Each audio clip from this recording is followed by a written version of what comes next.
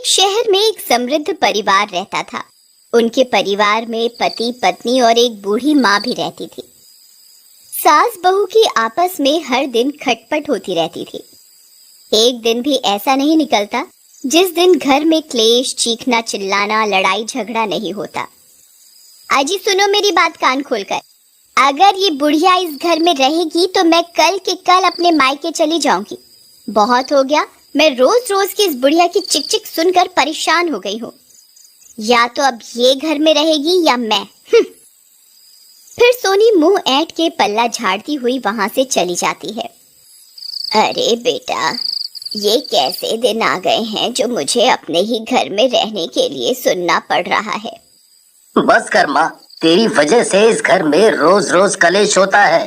मैं तंग आ गया हूँ रोज रोज की खिटखिट से। तू अपना बोरिया बिस्तर बांध ले, कल सुबह मैं तुझे वृद्धाश्रम छोड़ के आऊंगा।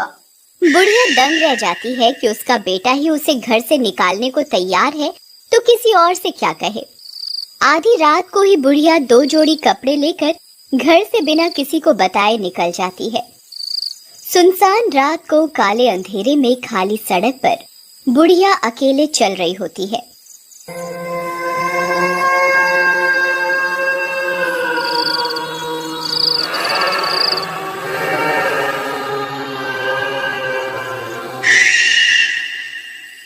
तभी सामने से एक गाड़ी आती है।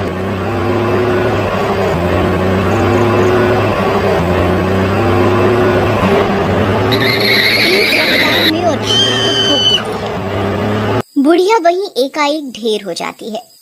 गाड़ी तेज रफ्तार में निकल जाती है। अकाल मृत्यु के कारण बुढ़िया एक चुड़ैल का रूप ले लेती है।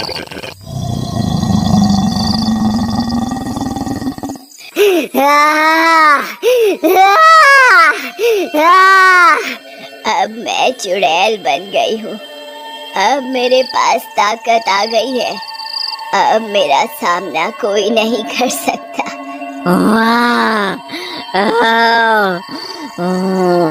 चलो चलते हैं अपने घर वापस। बूढ़ी चुड़ैल सुबह होने से पहले अपने घर वापस आ जाती है और ऐड में जाके बैठ जाती है। वहीं बैठकर अपने बेटे बहू के उठने का इंतजार करने लगती है। सुबह होने पर अलार्म बजता है। अजी अलार्म बंद करो, आज मैं थोड़ा लेट उठूंगी आराम से। वैसे भी रोज रोज के ड्रामे से मेरा सर दुखने लगता है। अरे भाग्यवान, उठ जाओ, आज मैं माँ को वृद्धाश्रम छोड़ने जाने वाला हूँ। ये सुनते ही सोनी फटाफट उठकर बैठ जाती है। क्या सच? मैं अभी तुम्हारा टिफिन बना देती हूँ। जितना जल्दी हो सके इस बूढ़ी बला को ठिकाने लगाओ। रोहित जब बुढ़िया के कमरे में जाता है तो वहाँ कोई नहीं होता।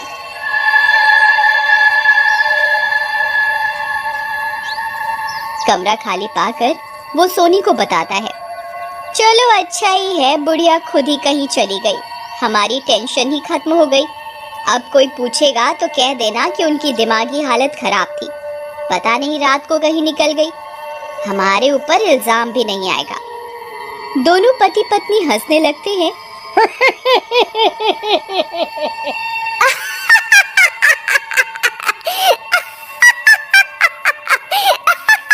और अपने अपने रोज के कामों में लग जाते हैं। अच्छा, बहू तो बहू, बेटे को भी मेरी कोई परवाह नहीं।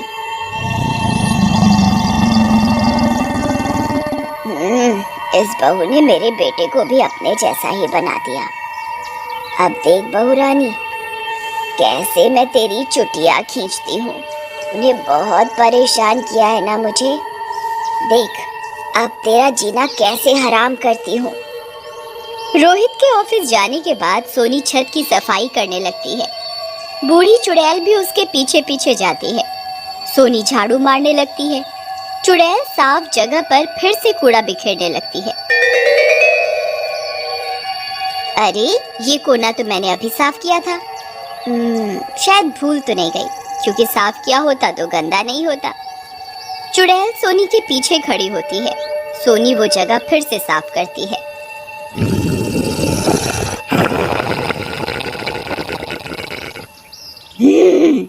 देखती हूँ आज तो कैसे साफ कर पाती है। चुड़ैल फिर से पीछे पीछे कचरा बिखेरने लगती है।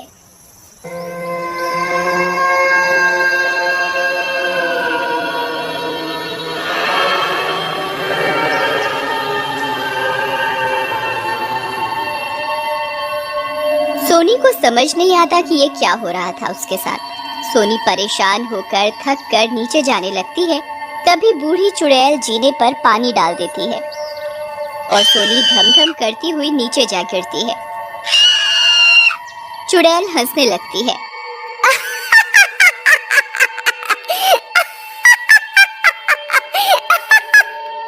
हाय मेरी कमर, अम्मा, कमर ही टूट गई मेरी तो आज।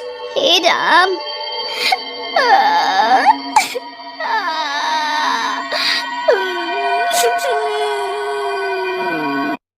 सोनी अपनी कमर पकड़ती हुई खड़ी होती है और कमरे में जाने लगती है और बाम लगाती है।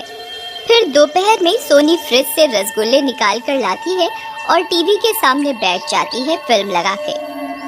अच्छा, तो महारानी आराम फरमा रही है। रुक डायन, तुझे अभी रसगुल्ले खिलाती हूँ।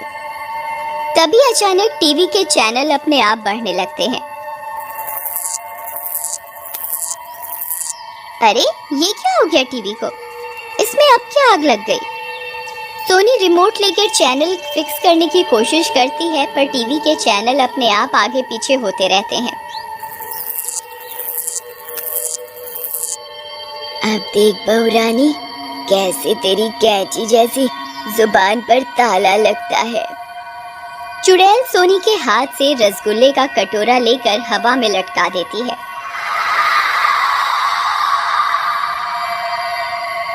अरे ये क्या बला है? ये रसगुल्ले हवा में कैसे उड़ रहे हैं? सोनी अपनी आंखें रगड़कर वापस खोलती है तो देखती है कि एक छड़ी उड़ती हुई सोनी की तरफ आ रही होती है। अरे बाप रे, ये छड़ी मेरी तरफ क्यों आ रही है? भाग सोनी भाग, पता नहीं कौन सी बला इस घर में आ गई है। सोनी जैसे ही भागने की कोशिश करती है, छड़ी जोर से उसकी कमर पर 2-4 लपेट देती है। ओए अम्मा, कौन मारा रे? हाय रे, कोई बचाओ, कोई भूत है यहाँ, बचाओ बचाओ। हाय दैया, मर गई मैं तो। फिर चुड़ैल रसोई में जाती है और आटे का डिब्बा लेकर आती है और पूरा का पूरा सोनी के ऊपर पलट देती है। हाय राम, सत्यानाश हो तेरा। तू जो भी है मेरे सामने तो आ, तब मैं तेरी खबर लेती हूँ।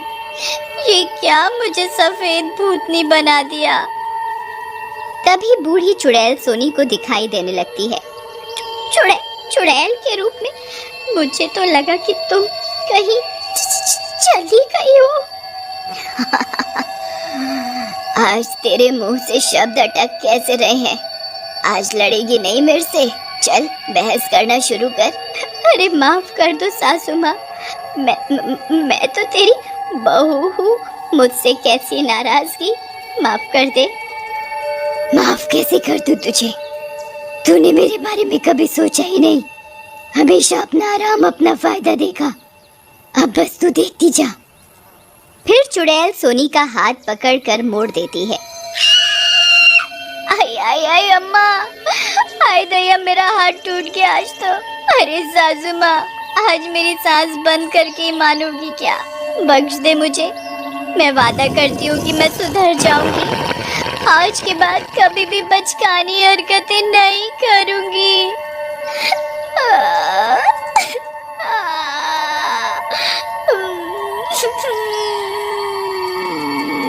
पर चुड़ैल सासू माँ ऐसे कैसे हाथ आया मौका छोड़ देती। वो सोनी को बाथरूम में लेकर जाती है और बाथटब में धकेल देती है। सोनी धम से पानी में जा गिरती है।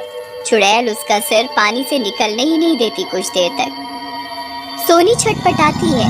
चुड़ैल उसका सिर पानी से निकालती और फिर अंदर डाल देती।